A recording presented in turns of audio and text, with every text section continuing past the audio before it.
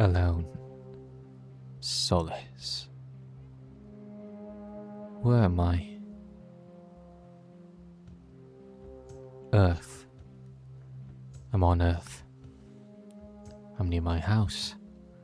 Precisely 2 hours after assimilating into this new universe. Jacob is still missing.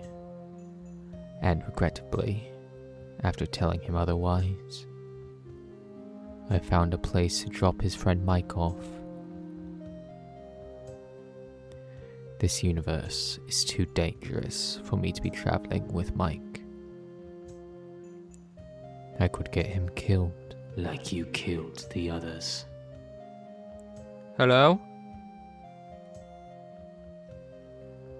This voice has been tormenting me since the countdown ended. They know my thoughts. They react to my feelings. I do not know where they... There. Through the window. Hello? Who are you? Unlock this door. Hello? Wait. Why didn't they lock it? A familiar atmosphere. In my new memories, I bought this house for Jacob and I. The TARDIS is a bit too existential for a child to live in. A wave of guilt washes over you. Who's saying that? Who are you? You know who I am. But you shall know my story. Oh. A journal. Interesting. Was this here before? I don't remember writing in this. Read your sins. Okay. Day 1. Brand new body. Not what I was expecting, but it's nice. Long hair, great beard, and 20/20 vision. Why was that a surprise? Anyway, had the normal post-regen adventure, the blob rots, what a foe. But nothing I can't handle. Me and Bertie left on good terms. They preferred when I had sweets on me all the time, but was open to seeing me again. Glad to know I still had a friend. Traveling alone again is a bit of an adjustment, but I'll get there eventually. Overall, very happy with myself. Oh dear. Day 2. Another day, another adventure. First off, figured out my attire. Normal suit, purple tie, and learned that I would save so much more time if I put my sonic tech into some goggles. Today I face a new threat. Turns out, Vashta and Narada can evolve as a species. Year 5. I went to a nice little planet, Kavos. Thriving with people.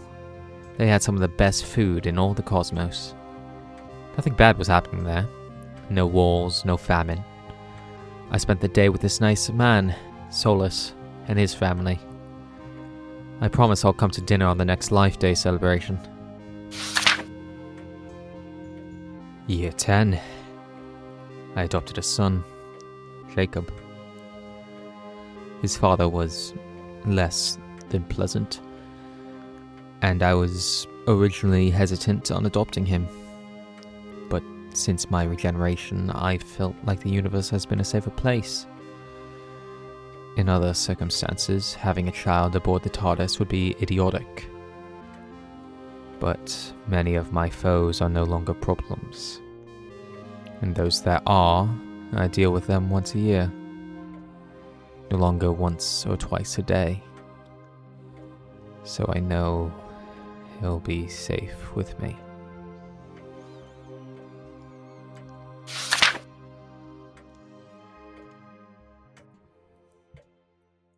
Year 15.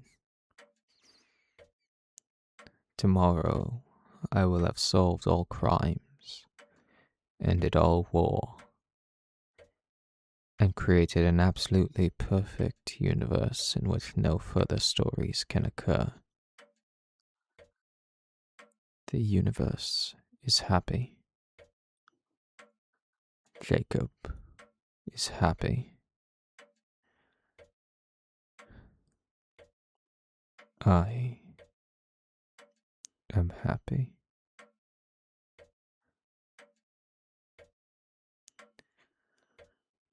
You have tainted the Doctor's legacy. I have tainted the Doctor's legacy. This body doesn't belong to you. This body doesn't belong to me. These clothes don't belong to you. These clothes don't.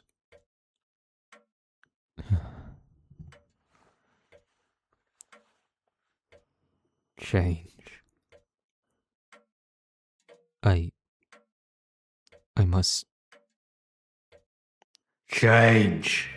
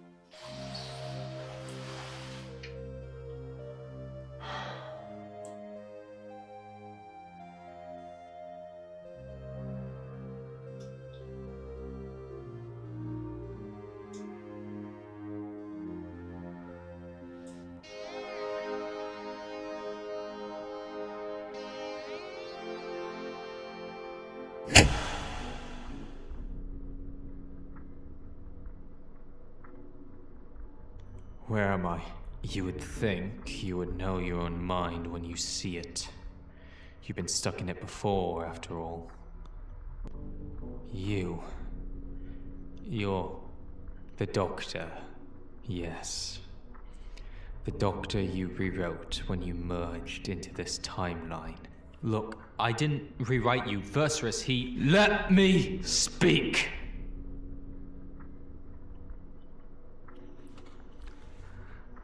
I was close.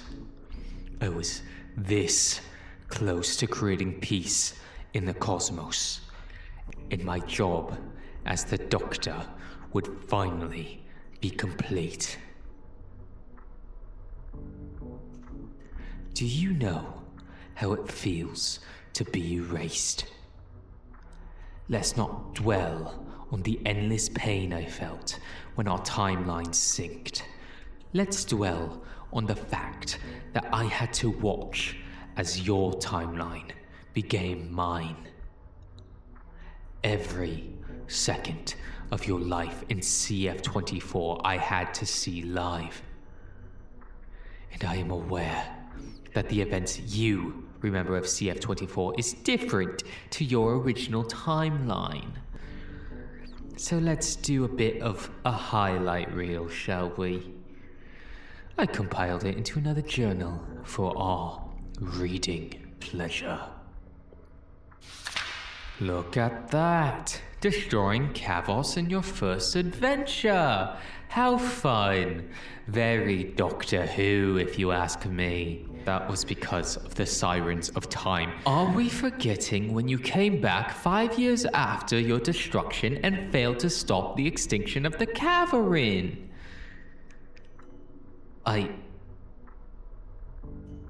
That only happened here. Not in my original timeline. I have no control over— You may not be in control of the differences, but they are the direct cause and effect of your actions. Oh, look, this is another good one. You knew about the stories of the Conhu, and you still unleashed a, by every definition, evil god. One that you failed to capture for years. Are you an amateur? I'm handling Vercerus. Poorly?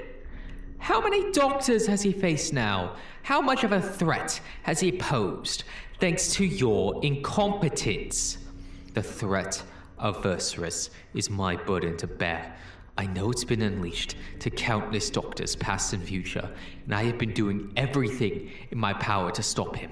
If I was in that situation, Vercerus would be taken care of in a 30-minute skirmish. You have actively made the universe worse. I know. I'm trying to fix it. You think I'm not aware of the damage I've done? I know you're aware. I just think you're oblivious to how to fix this issue. Then tell me, how do I fix this? Frankly, after looking at your timeline, I doubt you could do anything. Then you take over if you're so content on picking apart my entire existence. Oh, trust me, if I could, I would've. Unfortunately, your little Vercerus is a smart one. I can talk directly to you, and only you. We share this body space, but I cannot interfere with anything you do. I can only shout into the void of your mind. I'm sorry, but that isn't my fault. You unleashed Vercerus, and he did this to me. You are guilty by association. Though I am nothing but fair, so I propose we come up with an agreement. An agreement for my continued existence. Yes, of course, anything. What do you have in mind? You shut your brain off entirely, and you allow me to be the voice in your head that tells you what to do. I tell you when to breathe, when to walk, when to look slightly to the right. You allow me to exist through you, and I will be able to fix your mess and get myself back on track. Does that seem fair, Doctor? You're telling me to stop myself from thinking. It hasn't got you very far. So yes. And I wouldn't get a say in my own body? My own body. You rewrote me. I'm simply putting things in the natural order. And if I refuse, I can't physically make you do anything. The only tethers to my existence is my journal and what's little left of me in your mind. You can absolutely refuse. But then you will fail again and again and again until you crawl back to me, begging for me to take over. Because unlike you, I am a good doctor. I'm doing my best. And your best is an embarrassment.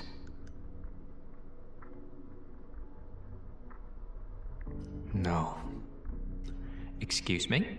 No. I can fix this. I can fix this. No, you can't. You'll be endangering more people. It's my mess. I have to try. And you will fail. Your ego will kill this universe just like your previous one. Do you want the deaths of 2 universes on your conscience? I won't allow it to happen here. I am handing you a way of fixing everything, and you're throwing it away. My actions are my own. If I fail, I will own it. I do not need to be lectured on my actions. Every day, I do what I think is best for the universe. And I'm not perfect.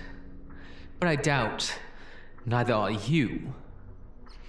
So I will reject that offer, Doctor, because I deserve a chance to fix this. You had your chance in your original timeline, but this is a new playing field. A field I have more experience than you on. I apologize for your fate, Doctor, and I will always be here to talk. But I need to do this. For the universe. And more importantly, for my son. You're going to get him killed. I promise you, I won't.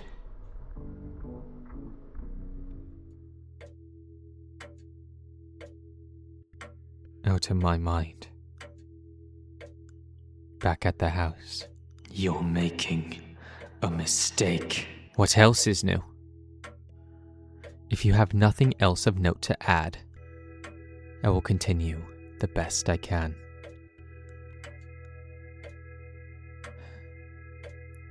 Good.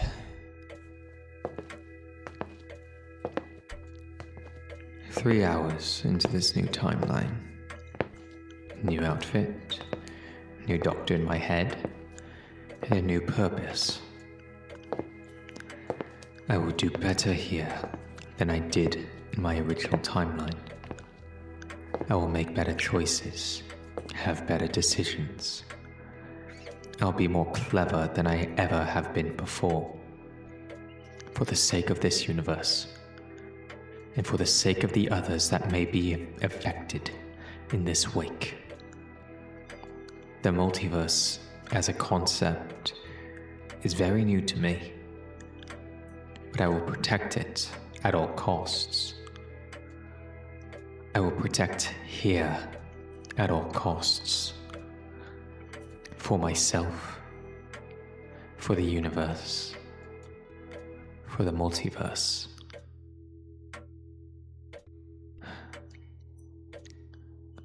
For Jacob.